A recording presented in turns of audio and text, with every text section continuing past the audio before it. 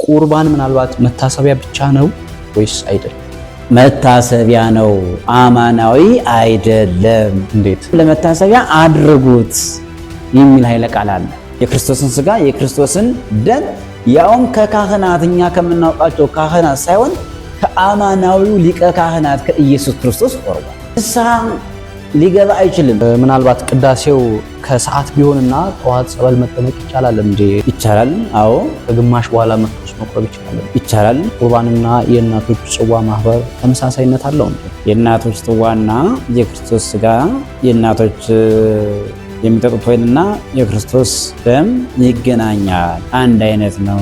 ሴቷ ስርዓተ ተክሊል ልትፈጽም ቀርባ አጋጣሚ ፔሪድ የሚባለው ነገር ይመጣባል። ለመቀደስ ለማስቀደስ ለመቁረብ መጠመቅ አያስፈልግም። ስርዓተ ቅዳሴ ዋህዱ አብሮ ከተጀመረ በኋላ መግባትም መውጣትም አይቻልም። የሚገርም ነገር እግዚኦታ ላይ እንኳን መግባት አይቻልም።